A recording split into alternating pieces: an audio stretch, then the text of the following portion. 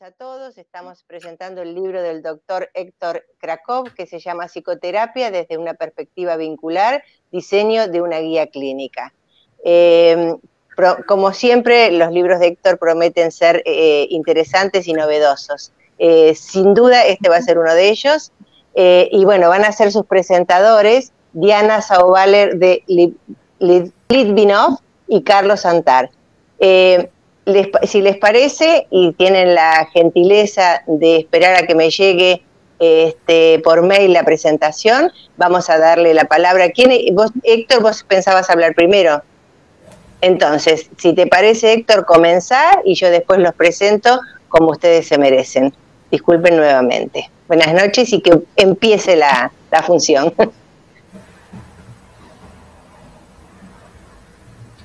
No te escucho, Héctor. El micrófono está cerrado.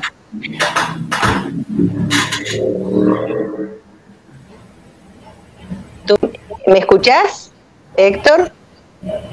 Tenés tu micrófono bloqueado.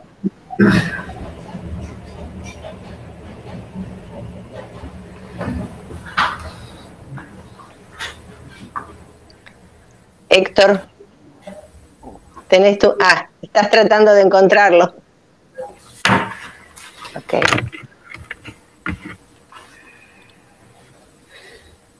Bueno, mientras tanto, vos buscás el micrófono. Me llegó por mail, por suerte, la presentación del libro.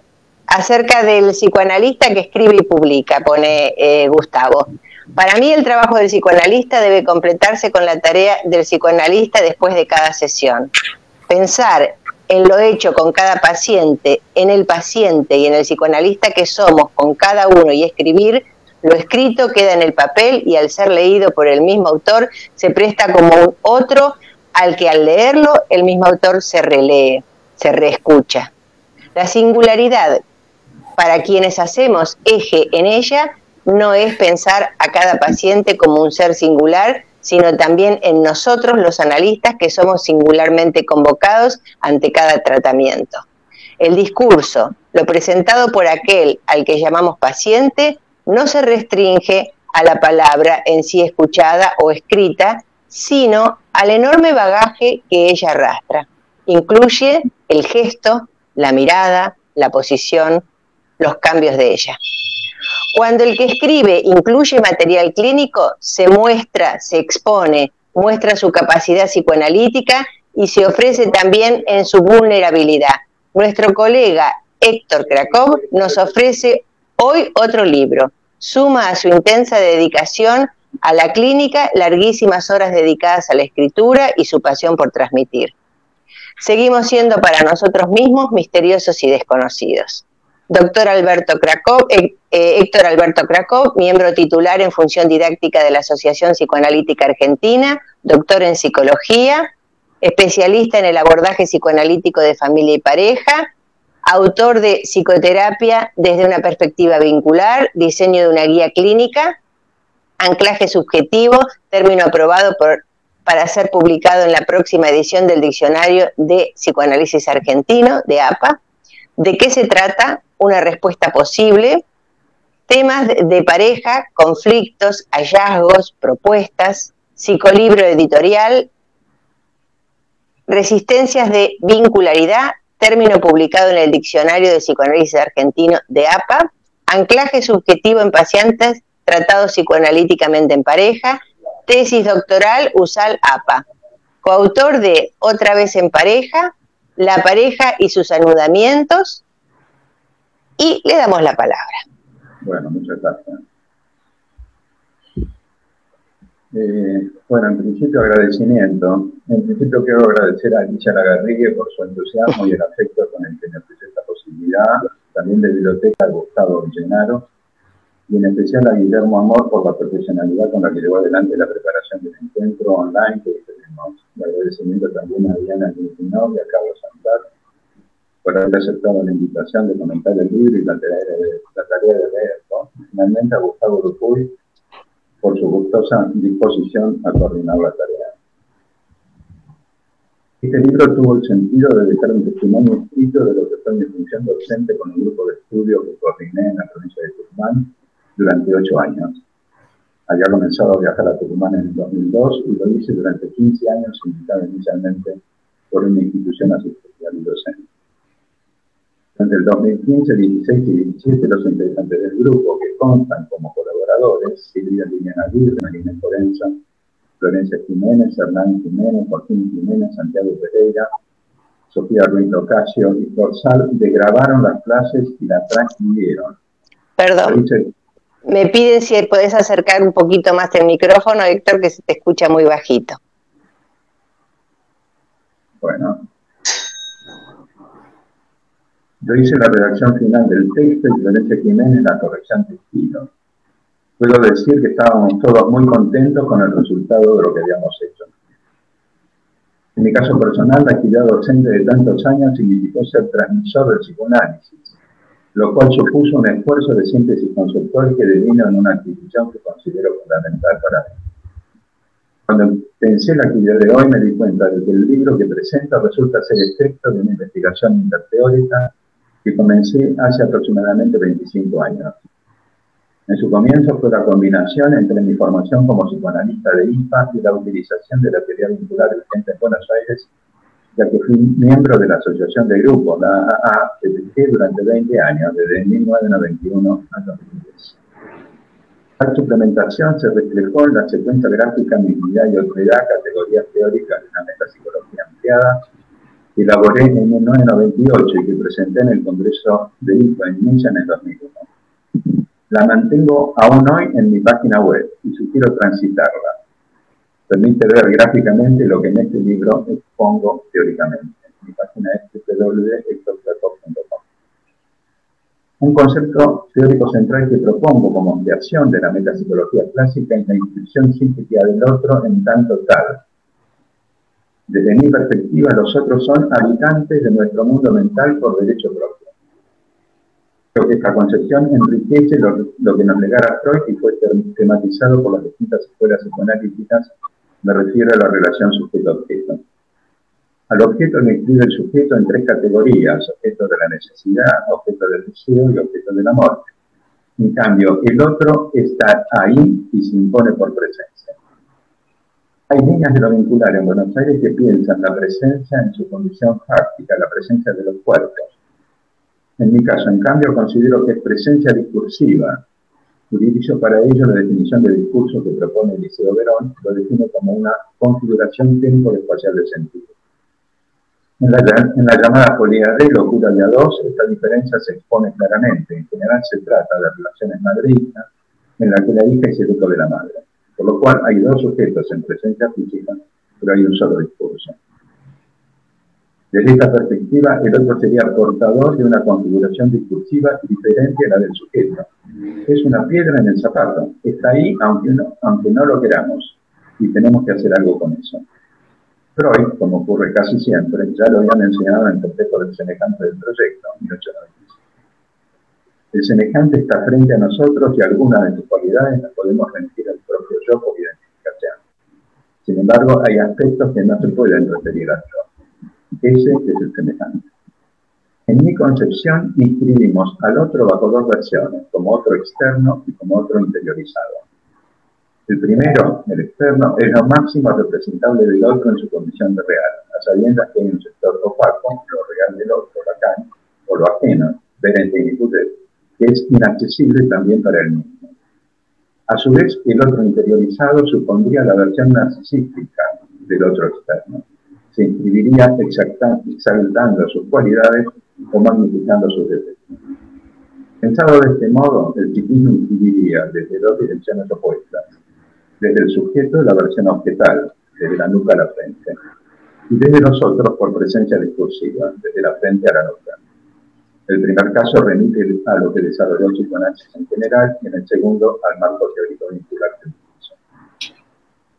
El libro contiene un glosario con términos de mi autoría que refieren al psicoanálisis de pareja, pero que son también un aporte al campo psicoanalítico en su conjunto.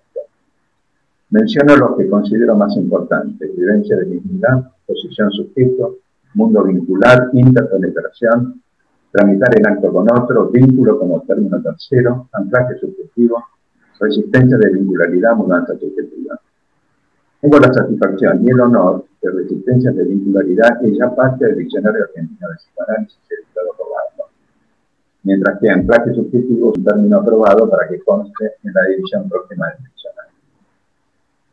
Volviendo al libro de hoy, el subtítulo es Diseño de una guía clínica. Por esa razón quiero introducir un concepto que considero fundamental y es con el cual concibo la clínica de hoy, la noción de sujeto inconsciente. El psicoanálisis de filiación freudio-lacaniana propuso el término sujeto del inconsciente, ligado a la cuestión sexual. En mi caso, sostengo que somos habitados por un sujeto en devenir obstaculizado en su despliegue.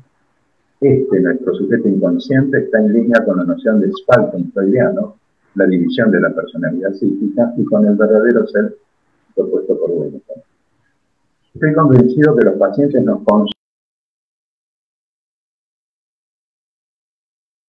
están en juego aspectos íntimos del autor. El escritor está en su texto.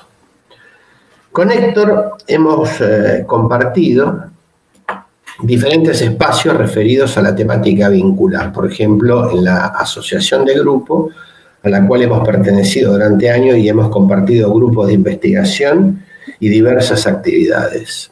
Luego también en la especialidad de psicoanálisis de pareja y familia de APA-KS, que fue una experiencia muy importante para aquellos que hicieron la formación. Muchos profesionales provenientes de otros países y de otras instituciones de nuestro medio. Y también fue de relevancia para la institución y de especial satisfacción para aquellos que fundamos la especialidad luego de tiempo y de trabajo y expectativas. Héctor presentó su trabajo final que figura, y que se refiere acerca de por qué las familias de origen son de aparición sistemática en los análisis de pareja. Es un trabajo interesante. Bueno, tomando en cuenta el libro hoy que nos convoca, y según entiendo, coincidiendo con el autor, pienso, bueno, lo que yo voy a plantear, bueno, coincido con él, igual, por supuesto que son posturas personales. Yo pienso que no es necesario estar frente a una pareja o familia para poder realizar una lectura vincular. Es decir, se puede realizar en el transcurso de un tratamiento con un solo paciente, es decir, en los llamados tratamientos individuales. Y al mismo tiempo se puede estar en un tratamiento que concurre más de un paciente y no ser un tratamiento con una lectura vincular por parte del analista, aunque él crea que lo está haciendo. Es decir, que lo vincular incluye la idea de objeto, pero agrega otros factores que tienen que ver con lo producido en la intimidad de cada vínculo. Diríamos el plus que se genera en ese espacio. Es una pequeña referencia personal, pero que van a ver cuál es la conexión. Yo digo que lo que aparece en este libro lo asocio. Hace poco, el 12 de mayo, estuve en una actividad científica de la Secretaría Científica de APA, y en esta ocasión surgió un interrogante, no lo planteé yo, sino que surgió a partir de los, digamos, cambios que había provocado y provocó la pandemia, etc. La pregunta que surgió, quizás con cierta añoranza, fue ¿dónde está el diván? Bueno, repito lo que dije, está en la grabación. En este momento lo que planteé fue que el diván está en la cabeza del analista y del paciente. Y agregué que en la situación de análisis el diván no es un mueble. ¿Por qué lo menciono? Porque tiene conexión con la actividad que nos convoca. Es decir, cuando Héctor pensó en la escritura de su texto, fue un acto, si bien descriptivamente individual, él se puso a escribir, pero al mismo tiempo pensando en sus múltiples interacciones con otros, ya sea pacientes o colegas. Es decir, creo que la lectura vincular, y que de esto es lo que coincidimos la gente que trabajamos hace muchos años, está en la mente del analista, no en el dispositivo. El diván no está en el mueble y el dispositivo está en la mente de uno. Esta afirmación tiene relación cuando el autor dice no acordar con la posición que propondría lo siguiente. Dice, solo se podría trabajar analíticamente sobre una temática de pareja si están presentes ambos miembros en sesión. Él no acuerda con esto. En otra parte dice Krakow, el analista es un efecto del inconsciente del paciente y el paciente a su vez es efecto de la teorización flotante del analista. Dice, pueden así pensarse como conceptos y no como personas. Segundo punto es las propuestas que yo veo teórico-clínicas del libro. Es un texto ameno y accesible en su lectura. En varios tramos del mismo sugiero leerlo con detenimiento. Es conveniente pensar los conceptos dentro del contexto que el autor los utiliza. Son desarrollados con ejemplos clínicos y es útil para los que se inician en esta lectura y para los que tienen experiencia también. Retoma conceptos y hasta puede invitar a su replanteo o discusión, incluso con el autor. Es decir, la clínica está presente a lo largo de todo el libro, ya sea a través de los materiales o del diálogo con los alumnos. Estos piensan, preguntan e interactúan con su docente. O sea que podríamos decir que es un escrito vincular. Él escribe con ellos. A su vez se presentan textos teóricos y material clínico de diversos autores que son mencionados. Ahora, el autor discute con ellos, o por lo menos con varios de ellos, y marca una diferencia. Y en esta acción expone y se expone, no lo elude. Al final el autor presenta un glosario donde se mencionan 14 conceptos que yo pensaba mencionar, pero que no los voy a mencionar porque lo mencionó Héctor. Sí, hay 3 que después vemos que es lo que el autor denomina conceptos de cuño propio. Lo que sí quiero decir que este glosario es un aporte y una acción generosa del autor por su densidad y por la conceptualización que realiza. Está escrito en forma coloquial, pero esto no va en detrimento de su profundidad. Condensa gran parte de los conceptos teóricos, no solo del libro, sino del pensar este tipo de abordajes. Bueno, voy a saltear los 14 términos, los 3 que él menciona en especial. De los 14 son anclaje subjetivo, mudanza subjetiva y resistencias de vincularidad, a los cuales simplemente hago una rápida mención.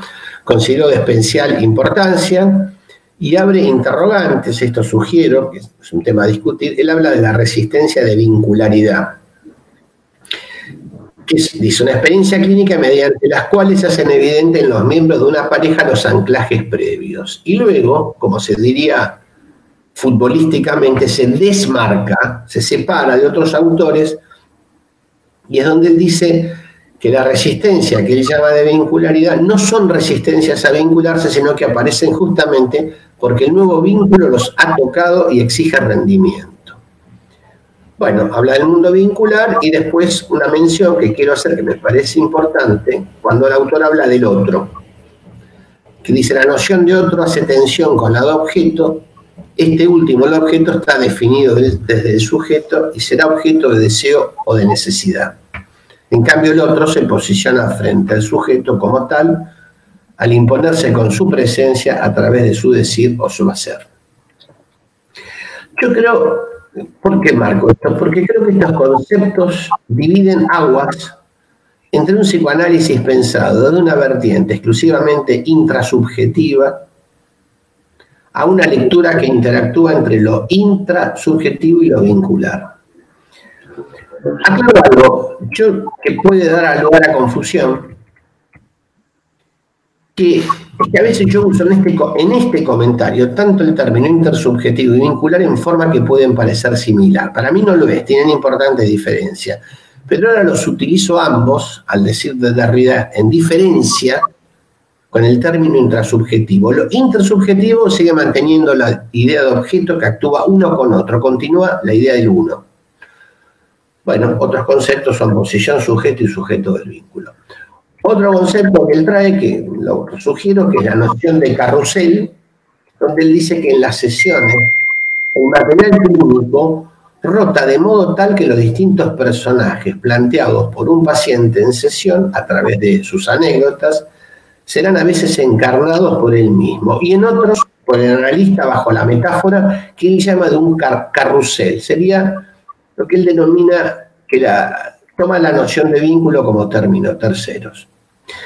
Bueno, otra parte que también menciono es cuando él habla de los otros en nuestra vida psíquica y se pregunta, ¿estamos vivos porque otros nos piensan? El paciente dice, está identificado con el otro en la escena original que se repite. Yo asocio, esto corre por mi cuenta, la frase que dice que uno muere 2 veces, ¿no? La primera cuando el cuerpo muere y la segunda cuando dejamos de estar en el pensamiento de los que nos recordaban. Bueno, yo quería, en la última parte, brevemente, un diálogo con el autor. Quería plantear algunas reflexiones que me generó el texto y de algún modo implicar una pregunta. En la otra reunión científica que mencioné antes, yo había extraído la cita del malestar en la cultura, donde Freud habla, bueno, del malestar de 3 lados, ya sabemos, cuerpo propio, mundo exterior y los vínculos. Pero insisto que en general ahí cortamos la cita de Freud y yo creo que ahí comienza la parte más importante. Cuando Freud termina de decir esto, cuerpo propio, mundo exterior y los vínculos, dice, al padecer que viene de esta fuente lo sentimos tal vez más doloroso que a cualquier otro. Nos inclinamos a verlo como un suplemento en cierto modo superfluo, o sea, los vínculos, aunque acaso no sea menos inevitable ni obra de un destino menos fatal que el padecer de otro origen.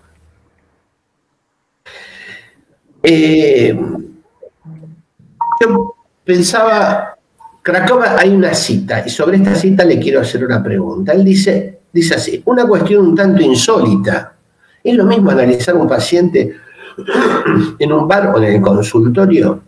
Por lo que voy diciendo, parece que no es lo mismo. El espacio del consultorio, diferenciado de un ámbito social, y los parámetros que están implícitos en el encuadre, permiten que el lugar de la consulta devenga parte del dispositivo de análisis.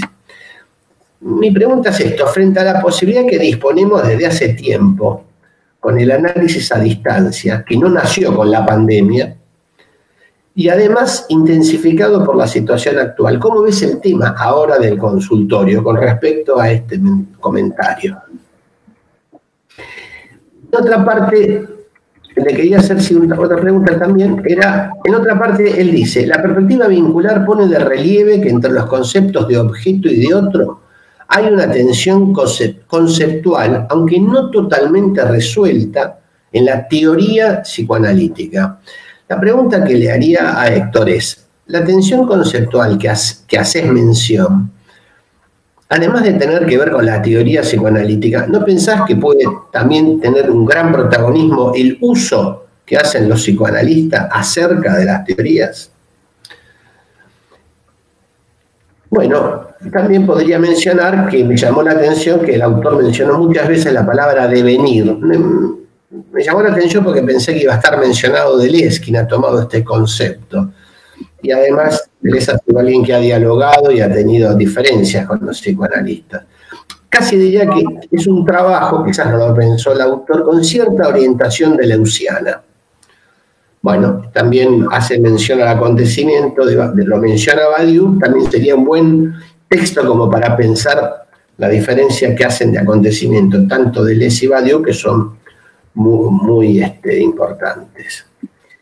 Si tengo un minuto más, hago un último comentario, todavía me quedan más, pero bueno, hay un término bastante vapuleado, que es la deconstrucción, ¿no?, de Derrida. Derrida alude a descentrar sin destruir un sistema de pensamiento hegemónico o dominante. Es decir, Derrida diría que es resistir a la tiranía del uno.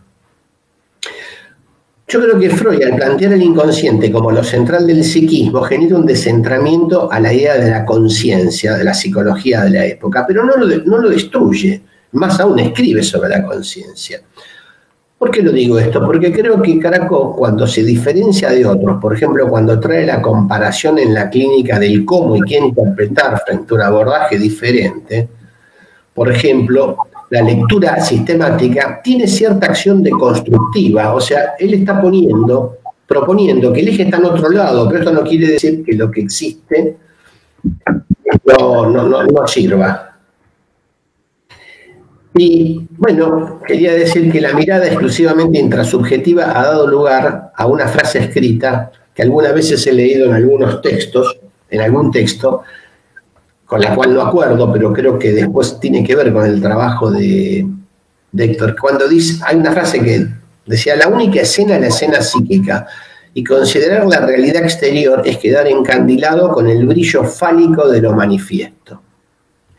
Bueno, Marcelo Viñar en su último trabajo puso: tal vez ha llegado el momento en que este psicoanálisis del siglo XXI, de no enclaustrarnos en el mundo de los objetos internos, que es cierto que funda la realidad psíquica, y abrirnos a la multideterminación de realidades culturales y sociopolíticas.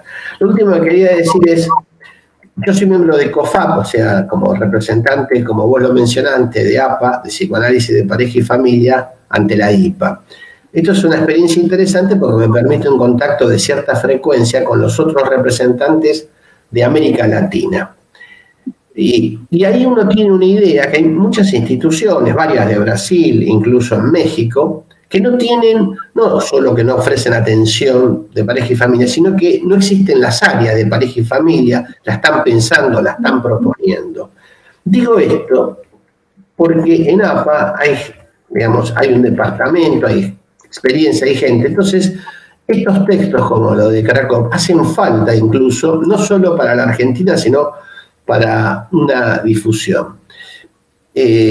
Bueno, finalmente quiero decir que el autor plantea una mirada amplia y él no queda capturado en una lectura homogénea. A mi entender, termino diciendo que el psicoanálisis está atento a una lectura compleja, no acepta de entrada lo que se presenta tal cual se muestra, busca otros sentidos probables, y en este sentido creo que el psicoanálisis puede ser pensado como una lectura de cierto escepticismo positivo. Gracias.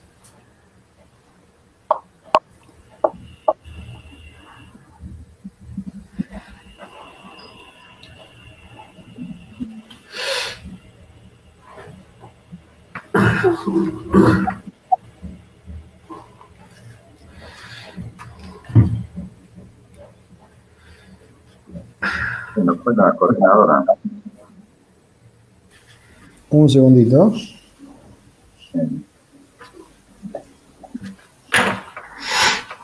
Hoy viene muy inestable todo lo que es internet, lamentablemente. Diana, si querés empezar vos, cuando ingrese Alicia te hace la presentación, la hacemos a la inversa, puede ser, perdón. Perfecto. Ahí volvió Alicia, bien, adelante Alicia.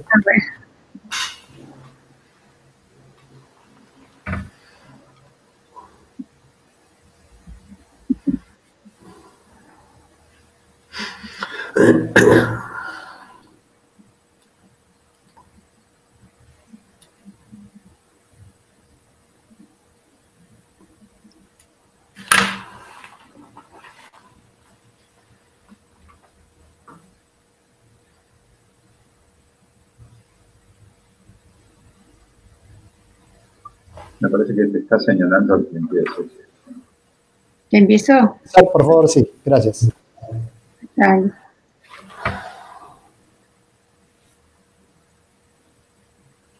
Bueno, vamos a comenzar. Bueno, buenas noches, es un gusto estar con ustedes acá. La presentación de un libro psicoanalítico es una ocasión auspiciosa, lejos de pronósticos que alertan sobre una declinación del psicoanálisis. La prolífica producción científica de nuestros colegas en nuestro campo da cuenta del constante desarrollo de nuestra ciencia. En este sentido, Héctor Krakow nos da una muestra de esta fuerza creativa en su interés por profundizar y difundir el psicoanálisis. Le agradezco a Héctor la invitación a participar de esta presentación del libro, que es también una oportunidad para intercambiar reflexiones entre todos. El libro, Psicoterapia desde una perspectiva vincular, surgió, según nos relata el autor, justamente a partir de una experiencia vincular. Un grupo conformado por el profesor y sus alumnos decidieron sistematizar y compartir el resultado de sus encuentros. Héctor expone su concepción teórica y también su experiencia didáctica, que se caracteriza por un trabajo que podríamos denominar teórico-clínico. La clínica está siempre presente en el horizonte de su producción, en el sentido de poder llevar los conceptos a la práctica concreta. Resulta enriquecedor el poder acceder a una experiencia de aprendizaje en lo que respecta al psicoanálisis. Me parece que este es un tema que suscitó muchos debates, pero siempre parece existir una cuestión pendiente en cuanto a profundizar cómo llevar adelante la didáctica. ¿Es posible enseñar el psicoanálisis? ¿Se puede responder a la pregunta de cómo se realiza una interpretación? ¿Cómo abordar el enigma de la transmisión de inconsciente a inconsciente? ¿Cómo se maneja la transferencia? El consenso general ha elegido el término de transmitir el psicoanálisis, porque se trata de enseñar, pero también de hacer intervenir la transferencia entre el profesor y los estudiantes en este proceso. Transmitir conocimientos y también la propia experiencia y el propio posicionamiento como analistas. Las palabras y las frases que se van desplegando a lo largo del libro y que se fueron desplegando a lo largo de las clases tienen el efecto de ser palabras con una carga significativa que buscan producir una apertura al develamiento del sujeto del inconsciente y están destinadas a posibilitar la comprensión psicoanalítica del material que trae el paciente, su sufrimiento, su deseo de cura y sus resistencias. Cito como ejemplo frases del libro como: la tramitación psíquica se realiza en acto con otro, el sujeto en devenir está obstaculizado en su despliegue, el anclaje subjetivo requiere de una reconstrucción analítica, la necesidad de una desidentificación para lograr un cambio psíquico. Conceptos que serán utilizados en relación a material clínico aportado por el autor y los alumnos y ofrecidos al lector.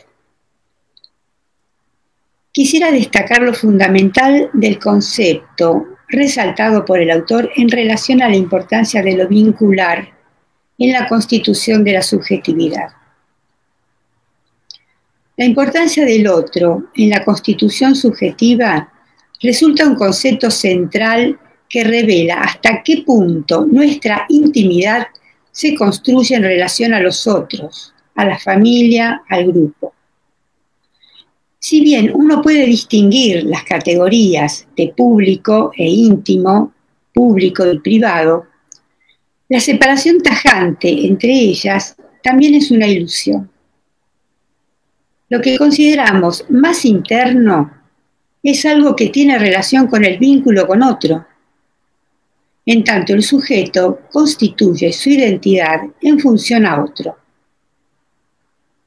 En principio, mirándose a un espejo que le devuelve una imagen completa e ideal de sí mismo, pero sostenido por la presencia y la mirada de la madre que lo reconoce como sujeto. Las figuras importantes de su entorno también le devuelven al sujeto una imagen de sí mismo. Los otros asimismo son modelos para la identificación, modelos que asimilamos para ser los propios. Es así que lo más privado e interno que constituye el sí mismo proviene de la relación con nuestros semejantes. Y por eso nuestro núcleo íntimo resulta al mismo tiempo extraño. Donde creíamos que había una separación entre el afuera y el adentro, lo que en realidad se presenta es una continuidad. Es imposible delimitar de manera exacta dónde empieza uno y dónde termina el otro. Sartre decía: el otro tiene un secreto, el secreto de lo que yo soy. Si pensamos que nuestra identidad surge en relación a los otros, no debería sorprendernos el apego y dependencia a las redes sociales, por ejemplo, que son un modelo vincular privilegiado de nuestra época, como fuente de valoración y reconocimiento, y la dependencia de quienes luego esperamos con ansiedad que nos brinden sus likes. Héctor destaca la importancia que le da Freud a la cura en transferencia. No puede ser in absentia o in effigie, sino en la relación con su analista. En estas épocas de aislamiento obligado que nos han tocado vivir, hemos podido poner en evidencia la eficacia de lo vincular en el método psicoanalítico a través de las distintas formas de análisis a distancia, donde el campo de la relación analítica se mantuvo con eficacia a pesar de no encontrarse paciente y analista en el mismo campo físico. Héctor presenta el concepto de tramitar en acto para transformar una repetición en un recuerdo. En este sentido, habitualmente se le hace una objeción a la terapia psicoanalítica, la de ocuparse y trabajar con el pasado del paciente. Se le critica esto. Pero justamente el análisis, tal como lo muestra Héctor en sus ejemplos clínicos, trabaja con un presente que no quiere ser olvidado, para lograr transformarlo en pasado, para dejar de repetir en lugar de recordar. El libro tiene el valor clínico de ser un instrumento para los analistas interesados en la dinámica de la técnica analítica, su fundamentación y el valor efectivo de la interpretación para lograr el cambio psíquico. Este último concepto es profundizado a lo largo de los capítulos y es justamente lo que siempre nos interroga en nuestra labor. ¿Cómo y por qué se produce el cambio psíquico? Héctor lo pone en consonancia con el proceso de desidentificación. Por último, podría agregar que es un libro escrito en vínculo con sus alumnos del grupo y es producto del intercambio. Y en este sentido demuestra en acto la propuesta acerca del trabajo terapéutico vincular. Bueno, muchas gracias.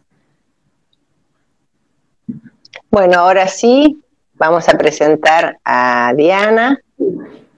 Diana Sauvale es psicoanalista, es psicóloga egresada de la UBA, analista didacta en función de APA, ex miembro de la comisión directiva de la Asociación Psicoanalítica Argentina, integrante de la comisión del Instituto de Psicoanálisis Ángel Garma, autora del libro El sujeto escondido en la realidad virtual, que ya lleva 2 ediciones, analista y supervisora didacta en China, es exdirectora de seminarios y supervisiones del Instituto Latinoamericano de Psicoanálisis y profesora del ILAP. Es investigadora en análisis remoto en IPA y miembro de la Federación. Gracias. Bueno, todas las provincias han sido... No, gracias a ustedes por la paciencia. Pero bueno, todos tenemos que poner un poquito de lo nuestro para que, como el libro de Héctor, todos tenemos que poner un poquito, lo hacemos en conjunto, la tarea. Bueno, me parecieron muy interesantes todas las ponencias y muy novedosa la propuesta de Héctor, ¿no? Hay una pregunta en el Facebook, pero vos creo que querías dar una segunda participación, ¿verdad? Entonces te escuchamos a vos y después comenzamos con las preguntas. ¿Te parece bien? Habilita el micrófono, por favor. El tuyo está cerrado, Héctor.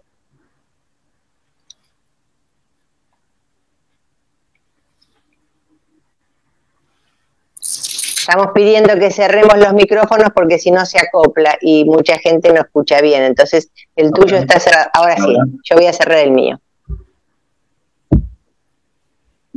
Muy bien. Gracias, Carlos. Gracias, Diana.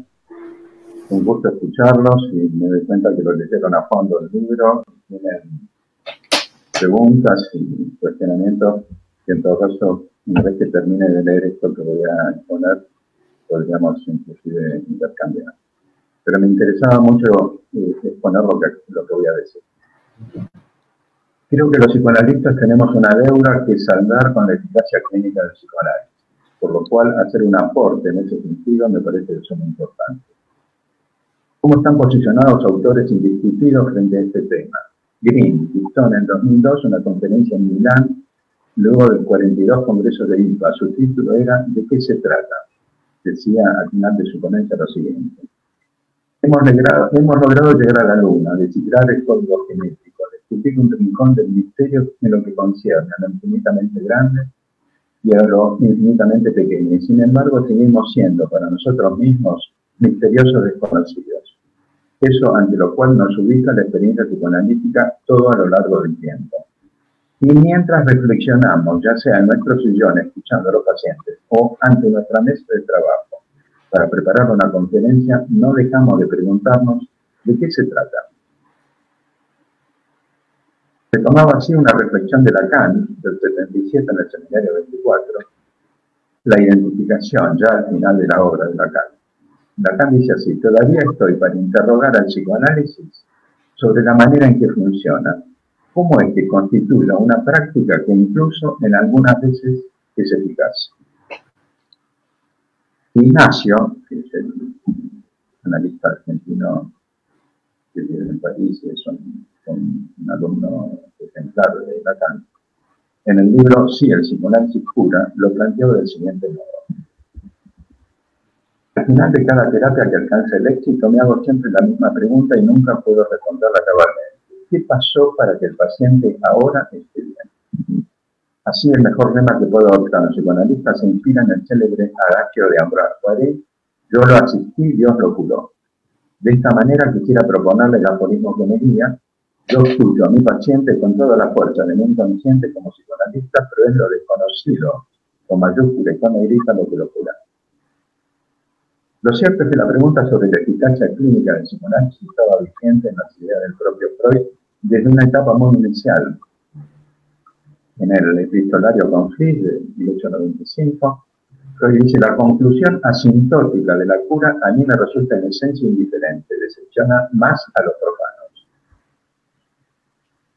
Esta posición sobre la cura la expresaba también en trabajo sobre técnica, donde no dejaba de denotar cierto escepticismo sobre la eficacia terapéutica del psicoanálisis. Por ejemplo, recuerdo que le escuché en elaboración del 14, lo decía de la siguiente manera: en esas circunstancias, el médico no tiene más que esperar y consentir un recurso que no puede ser evitado, pero tampoco apurado. En la práctica, esta reelaboración de las resistencias puede convertirse en una ardua tarea para el analizado y en una prueba de paciencia para el médico. En mi caso, hice un aporte que lleva por título sobre la eficacia psicoanalítica que se publicó en psychoanalysis.today, una página web de la Asociación Psicoanalítica Internacional. Me piden que, perdón, Héctor, que coloques el micrófono más cerquita porque no se te escucha bien. A ver, así. A ver, ahora. Ahora sí. Para ponernos en tema, y antes de mencionar algunos conceptos de este trabajo, voy a ofrecer una viñeta clínica para que pueda entenderse plenamente lo que quiero remarcar. Es una apretada síntesis de 2 entrevistas de pareja. Ana le recriminaba a Carlos, su marido, que no se sentía tenida en cuenta por él. A ella le dolía que él solo se centrara en sus propios intereses. Ella le hablaba y él parecía escucharla, decía Ana, pero estaba segura, por la acción de su marido, de que Carlos estaba pensando en otra cosa, en lo de él. Además, las veces que ella se le había dicho notar, Carlos decía que no era así, que no estaba escuchando, pero ella sostenía que su marido parecía no disponerse siquiera a hacerlo ingresar a su cabeza para pensar sobre él. En el diálogo entre ambos yo les había marcado, escuchaba a Ana con ese criterio, pero que sus respuestas tendían a poner en cuestión la veracidad de lo que ella decía, tratando de dar ejemplos en los que, según él, sí se había interesado en ella, con lo cual volvía a poner el problema en el campo de Ana, que entonces tenía nuevamente que dar algún otro ejemplo para ratificar sus impresiones. En la entrevista siguiente, Carlos dijo que se había pensando mucho en lo que habíamos visto la vez anterior, muy especialmente en que Ana dijera que él enseguida rechazaba lo que ella le decía. Entonces se le ocurrió que quizás se defendía de la propuesta de su mujer, porque al sentirse tocado, entre comillas, emocionalmente, podía conmoverse de un modo tal que lo podía invadir un sentimiento de vacío personal. Entonces dijo: Pensé que esa característica en mi modo de ser podría quizás tener que ver con la separación de mis viejos. Los padres de Carlos se habían separado siendo él un puber. Carlos continuó diciendo: yo tengo una relación muy conflictiva con mi papá, era un tipo con el que casi no tuve un vínculo. Un padre ausente. Mi mamá decía que era imposible contactar con él, que no había con quién hablar. Y yo siempre sentí que tuve una carencia de padre. Por eso con mi hija hago lo posible para estar siempre presente. Algo así con la viñeta. Me resultaba claro con este aporte de Carlos que en la pareja se ponía en escena una dramatización en la que él encarnaba al padre, ese padre con el que no se podía contactar, y la ubicaba a Ana en el hecho que él fue en relación con ese padre ausente. Lo habitual es que en las escenas de pareja se produzcan este tipo de escenificaciones que tienen como eje la identificación de alguno de sus miembros con un rasgo que caracteriza la relación que mantuvo con alguno de sus padres. Puede resultar quizás muy llamativo que se trate justamente de aquellos rasgos que promovieron más rechazo o que inclusive terminaron ocasionando mayor dolor para los pacientes. Sin embargo, tenemos elementos para dar cuenta de la repetición de tales escenas. Los que Carlos y Ana dramatizaban remiten mi criterio al concepto de sujeto inconsciente que intento proponer. Se trata de una determinada posición sujeto en relación con otros significativos a los que estamos sujetados. Posición sujeto tiene este doble sentido, sujeto como subjetividad y sujeto como subjetividad. Desde esta perspectiva, lo que veíamos en la versión escénica correspondía en Carlos a un anclaje extremadamente firme en relación a un otro determinado. En su caso, el argumento a repetir era padre ausente, hijo frustrado en la expectativa de contacto. ¿Cuál es la razón que justifica la repetición en la que Carlos estaba embarcado, ejerciendo frustración de expectativas en Ana? Nuevamente la apelación a ciertas ideas del basamiento del psicoanálisis. Se repite de modo activo lo que se padeció pasivamente. Los ejemplos de la vida cotidiana sobre esta alternancia de lugares son múltiples y variados. Uno prototípico es el de los adultos abusadores de menores con historias de haber sido víctimas de abusos sexuales. Partiendo de esta premisa y dando por supuesto que estas escenas se producen también en los tratamientos individuales, en los que nos toca ocupar el lugar de Ana, sostengo que el sujeto inconsciente comunica el estado interior de nuestros pacientes. Nosotros podemos acceder a ello porque los pacientes nos lo informan con su decir y hacer en sesión. Por lo tanto, el hacer revivir al analista en forma activa lo que se ha padecido pasivamente es un modo de comunicarnos: me pasó esto que te hago sentir, o me hicieron así como te estoy haciendo. Es justamente por esta razón que los pacientes hablan de lo que hablan en cada sesión y no de otra cosa. Este decir y hacer está sobredeterminado por cada proceso analítico. Ahora bien, para poder pensar en el cambio psíquico, propongo hacernos las siguientes dos preguntas. ¿Qué se tramita? Una afrenta ocurrida 30 años antes produce sus efectos ahora como si fuera reciente. Esto lo pone Freud en la interpretación de los sueños de 1900. Esta es la confirmación freudiana de que el inconsciente es atemporal, porque se responde vivencialmente a una afrenta ahora del mismo modo como cuando se la padeció 30 años antes. Es atemporal, como si el tiempo no hubiera pasado. La segunda pregunta es: ¿qué implica tramitar psíquicamente? Nuevamente la definición freudiana. Tramitación psíquica es transformar una vivencia actual en un recuerdo depotenciado. Con ambos presupuestos postulo que la tramitación psíquica se realiza en acto con otro. Supone transformar un episodio con una fuerte significación vivencial en un recuerdo sin potencia. Pierde así la posibilidad de repetirse de manera insistente. Hago aquí una nota. La réplica que hace Freud es similar a padecer un cuadro alérgico. Frente a un mismo estímulo se responde con una reacción alérgica. Pensado de este modo, la curación, entre comillas, de un paciente debiera poder ser mediante un tratamiento psicoanalítico. Voy a mencionar ahora de qué modo sugiero realizar la, entre comillas, desensibilización. Desde mi concepción, el sujeto inconsciente está siempre activo y tiende a dirimirse en las relaciones interpersonales. Cuando un paciente comienza un análisis, su sujeto inconsciente se concentrará progresivamente en la transferencia y nos hablará, entre comillas, con su decir y hacer en sesión. hago aquí una marca. Diferencio el psicoanálisis aplicado del psicoanálisis clínico. El primero, el aplicado, supone leer un material desde determinado marco teórico. En el segundo, en el psicoanálisis clínico, daríamos cuenta del proceso analítico a partir de la secuencia asociativa del paciente. Un análisis, por lo tanto, se desarrollará en forma dinámica al estilo de un carrusel. Es así como el psicoanálisis trabaja, entre comillas, ya que en función de las propuestas que los pacientes nos hacen, a veces tendremos que encarnar algunos de los otros significativos y otros al propio significado. La tramitación psíquica se realizaría en dos tiempos. Inicialmente a través de escenificaciones transferenciales con el analista, y recién, en un segundo momento, se podrá abarcar lo puesto en acto a través del pensamiento reflexivo. Como las escenas que se repiten en transferencia tienen argumentos y personajes, la precondición para el cambio psíquico ocurrirá cuando los pacientes, encarnando al otro, no se ubiquen en su lugar, en el lugar del propio paciente. En esos momentos los analistas debiéramos poder intervenir de un modo distinto de cómo fue la respuesta del paciente cuando se instaló la escena repetitiva. La modificación psíquica será consecuencia de la apropiación subjetiva de este hacer diferente del analista, que es lo que va a permitir que el sujeto se desidentifique con el otro. Así, el desanclaje y la mudanza que conllevan van a condicionar que la escena se desarticule y pierda vigencia. Remarco que esta apropiación no es una nueva identificación con el analista, se trata, por lo contrario, de que el paciente, a expensa de la desidentificación del otro, se desancle del lugar desde el que participaba en la escena. Subrayo un aspecto central a considerar: los pacientes no están en condiciones de realizar una mudanza subjetiva por cuenta propia, ni desde el pensar reflexivo. El hacer del otro, el analista en nuestro caso, tiene un valor fundamental.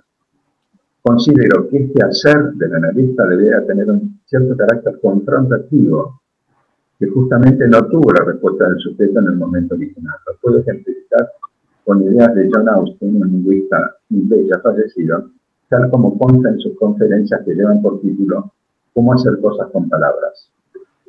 Austin diferencia dos tipos de mensajes, declarativos y realizativos. Los primeros son descripciones al estilo de cómo fue y sugería la formulación de una conclusión. Los segundos, los realizativos, enuncian un acto. Los declaro marido y mujer, bautizo este barco con el nombre de Patagonia, lego este reloj a mi hermano Lázaro. En el mismo momento en que se está pronunciando la frase, se está ejecutando el acto.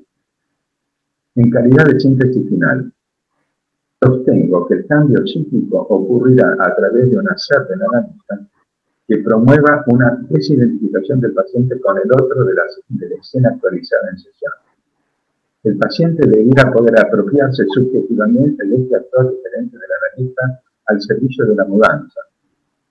Estoy convencido que así gestionamos con un tratamiento psicoanalítico la modificación psíquica en nuestro paciente. Muchísimas gracias. ¿Quieren que lea? Hay una o dos preguntas. Hay alguien que pregunta del público. Felicitaciones de todo el mundo, de Ecuador, de Tucumán, de Brasil, de México, a todo el mundo. Felicitaciones a Héctor, un gran libro psicoanalítico. Y te pregunta Camram Alipaí, mi impresión de la obra de Héctor es que él diferencia el sujeto inconsciente, la idea que Héctor teoriza, del sujeto del inconsciente, la idea lacaniana y freudiana y la palabra usada por Diana. Si Héctor puede aclarar esta diferencia, le agradecería. También Hilda Kass coincide con esto, e Hilda Kass también dice que es muy interesante la diferencia del psicoanálisis aplicado y el clínico. ¿Alguien quiere hablar sobre este tema?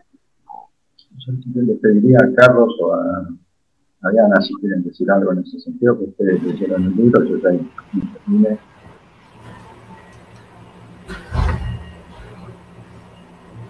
No, yo.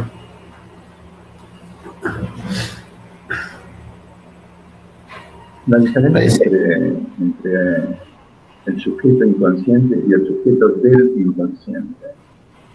El sujeto del inconsciente es un sujeto derivado de la pulsión, es la pulsión la que tiene al sujeto, en la definición de la mañana. Mi versión es que el sujeto inconsciente corresponde a lo que en Freud es la división de la personalidad psíquica, es lo que yo llamo un sujeto en devenir. Obstaculizar en su despliegue. Cuando nosotros nacemos y vamos creciendo en relación a un lugar familiar, vamos ganando identificaciones con nuestros otros significativos. Eso que nos sirve para empezar nuestro desarrollo de personalidad, en algún punto se transforma en un obstáculo más adelante. Lo que intento marcar, en especial con respecto a lo que acabo de decir en la segunda parte, es la desidentificación. Es la desidentificación con el otro de la escena repetitiva. Y me importa remarcar esto porque en general me parece que desde la perspectiva del psicoanálisis objetal, todo lo que se supone que pasa dentro de un sujeto ocurre en su posición subjetiva con respecto al mismo. Lo que yo estoy diciendo es que con la ampliación de la metapsicología y la inclusión de la inclusión del otro, lo que estoy marcando, y Freud lo dice, por eso cuando le pongo, Freud lo dice, porque es cierto que Freud lo dice. Cuando Freud habla del hospedaje de señoritas, una chica recibe una carta del enamorado y todas se enamoran, reaccionan como esa chica. Freud lo que dice es que al mismo tiempo que hacemos una relación de objeto, hacemos una identificación. O sea que en la propia teoría freudiana hay una coexistencia de la relación y de la identificación. La sombra del objeto cae sobre el yo, incluye eso que estamos hablando. Lo que pasa es que me parece que cuando fuimos formados como psicoanalistas en un momento de la historia del psicoanálisis en Buenos Aires, con una fuerte influencia leiniana, esto quedó barrido. Por eso muchas veces es importante volver a revisar la obra freudiana para reencontrar aspectos fundamentales de la obra.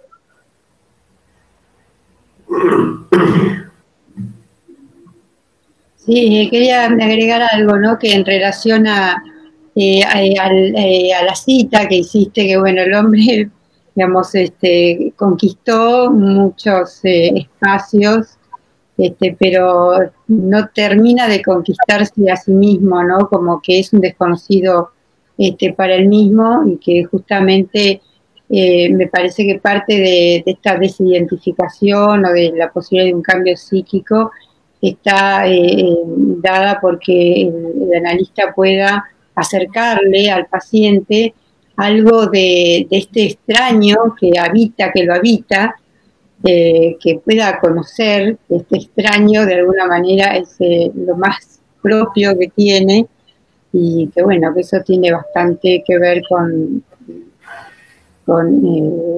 escuchar esa voz del sujeto del inconsciente que le está diciendo en parte quién es para que la persona pueda decidir si le conviene o no le conviene hacer estos mandatos a los que está sujetado. ¿Vas a decir algo, Carlos? Estoy interrumpiendo. Yo no te escucho bien, Héctor. Si vas a decir algo cuando yo empecé a hablar, vos ibas a decir algo. No, yo ya dejé algunas preguntas hechas, algunos comentarios, o sea... Te digo lo que, ahora me acuerdo lo que vos planteaste con respecto a la diferencia entre analizar en un bar o analizar en un consultorio, que yo pongo en el libro, que vos decías cómo pienso ahora esta situación. Sí, pensaba, había varias otras cosas, pero sí, bueno, esa podría hacerse.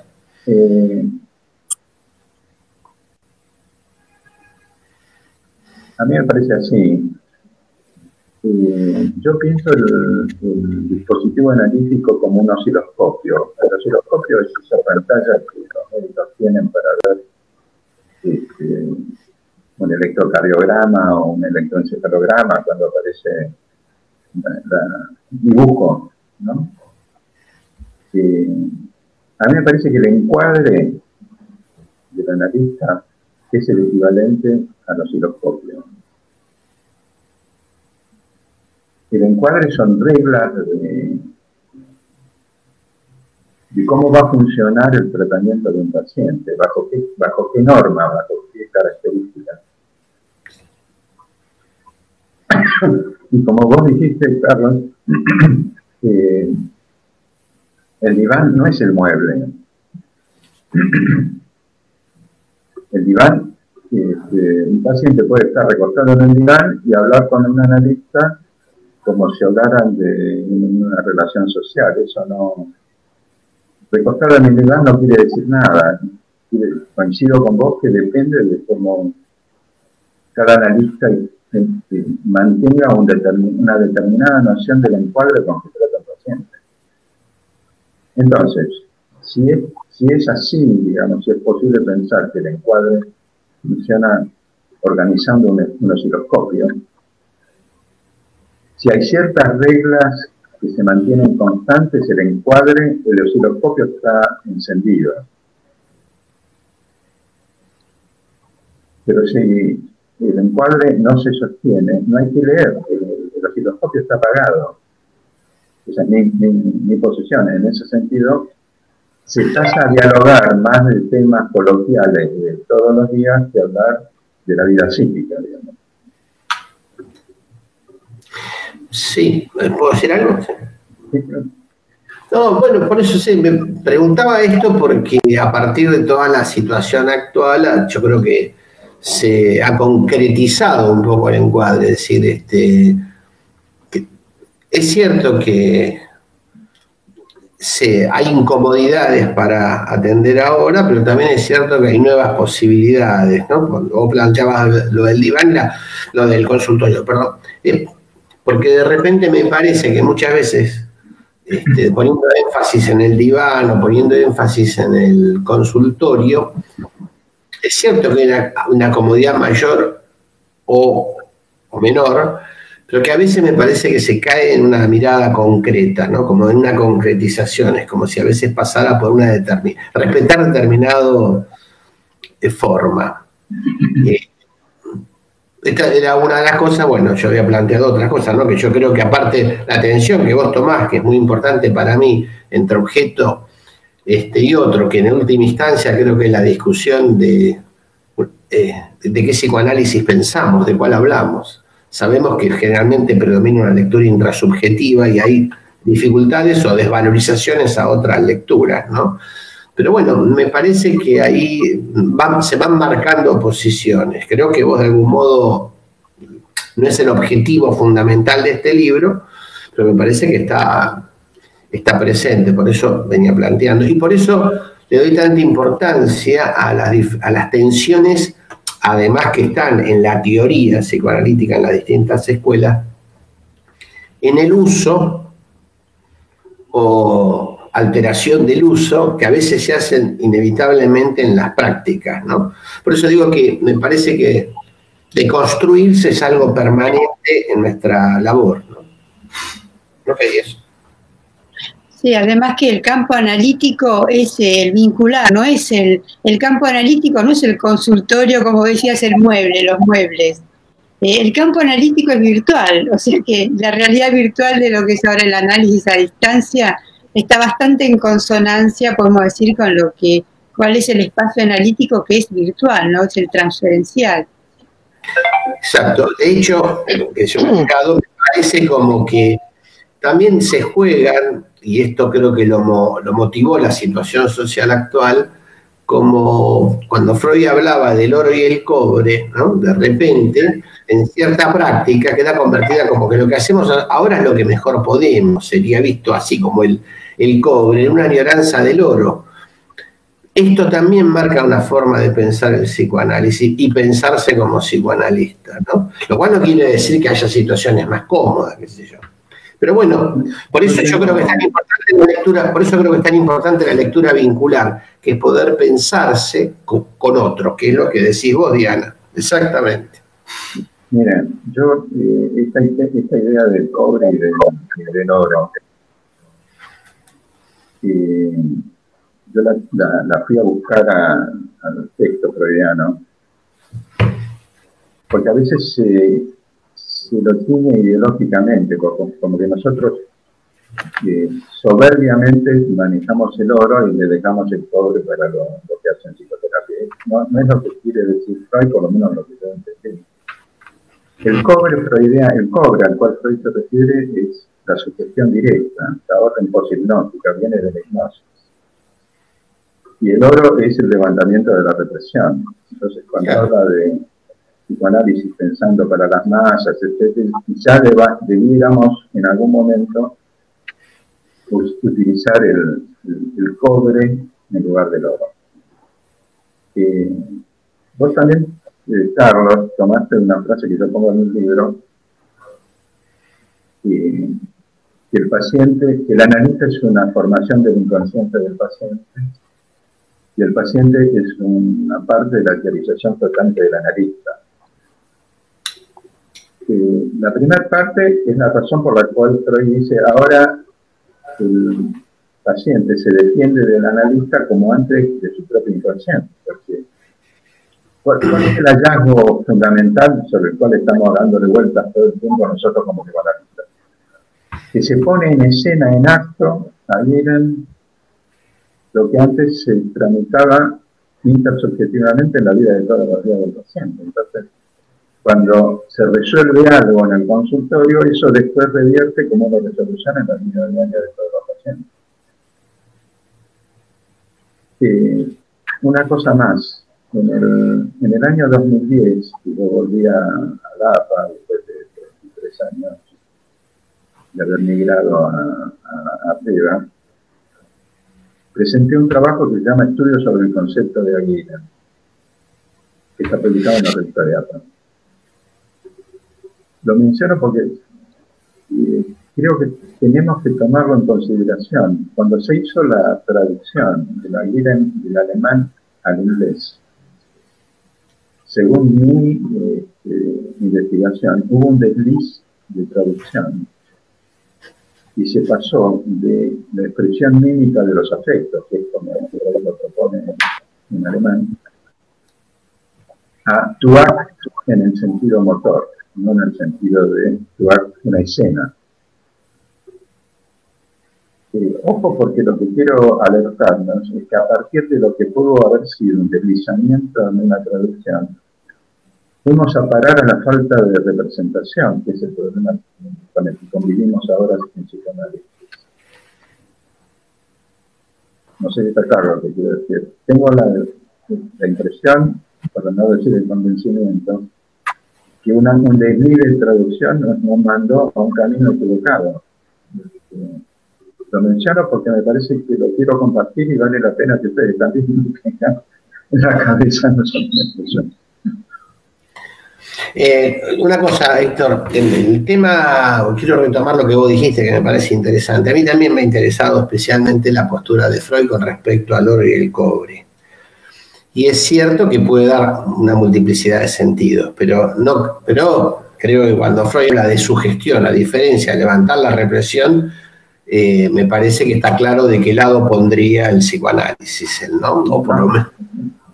No hay duda, me parece, ¿no? Él habla de la necesidad de una aleación entre el oro y el cobre, a veces, ¿no es cierto?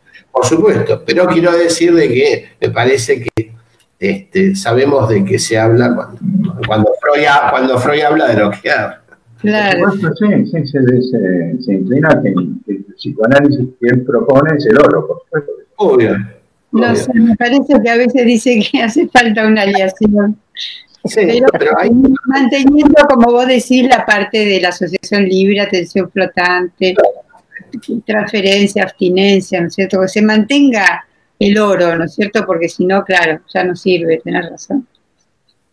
Hay una pregunta que de Olinda Serrano de Dreyfus que dice, ¿podría ser útil de encuadre interno?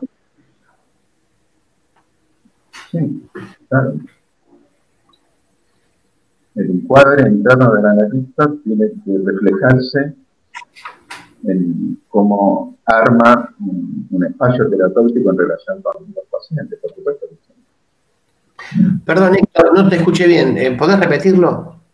Que lo que dice Olinda Serrano, me parece que es así, que el encuadre interno del analista tiene que reflejarse en cómo arma un encuadre externo en relación con el tratamiento de los pacientes, sí. Okay. De acuerdo, sí. Sí, sí. Bueno, yo quiero agradecer también la gentileza de Héctor, que donó 2 libros a la biblioteca, que esta es una de las gentilezas que tienen los autores para que crezca nuestra biblioteca. Así que todos podrán disfrutar de estos textos de Héctor en nuestra biblioteca, en la medida en que la podamos abrir en forma física, y si no, veremos cómo se puede tramitar a través de la forma online. Bueno, estamos dentro del horario. Si hay algún otro comentario que quieran hacer, alguna aclaración o pregunta. Lo que hay es muchísimas, pero muchísimas felicitaciones, Héctor. Bueno. Todo el mundo dice que, por ejemplo, María Florencia Jiménez dice que es un placer y un honor escuchar e interiorizar las enseñanzas del doctor Krakow. Hilda Cat le parece interesante y la propuesta. Rosa Berta de Baelia dice felicitaciones Héctor, gran libro psicoanalítico. María Sáiz, infinidad de felicitaciones de todos los lugares del mundo, de distintos lugares del mundo, y bueno, y que ha promovido el interés por leer tu libro y conocer un poco más de esto que vos estás planteando aquí en este libro. ¿Hay algo más que ustedes quieran comentar? Héctor.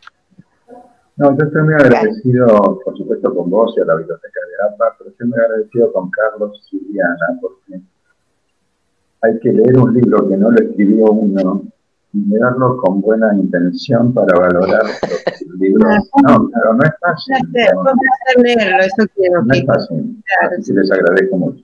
No, al contrario, gracias por vos. La verdad que ha sido muy pedagógico, muy claro, y el glosario, me parece que es un libro de consulta. Bueno, sí, eso es lo que yo intuí. Bueno, yo les pido disculpas por todas las dificultades técnicas, pero ha resultado igualmente un placer estar acá, compartir estas ideas, y bueno, les agradecemos muchísimo haber recurrido a biblioteca para presentar este libro. Para nosotros siempre es un honor que nos elijan, y es un honor escuchar al autor y a los comentadores, porque uno conoce al libro desde un lugar mucho más íntimo, desde otro, porque el texto, bueno, uno lo lee y se mete con el texto, pero escuchar al autor comentando lo que escribió, creo que es una de las experiencias, a mí, desde que estoy en biblioteca, la que más me sensibiliza. Y escuchar que otros colegas lo leen con esa seriedad, con esas ganas de realmente meterse en el libro, también es muy conmovedor. Así que les agradezco, Diana, te agradezco, Carlos, te agradezco muchísimo, Héctor, habernos elegido. Y bueno, si estamos todos de acuerdo, vamos a cerrar la actividad, ¿les parece? Bueno, sí, claro. Bueno, muchas gracias, buenas noches, y nos vemos el próximo miércoles, que tenemos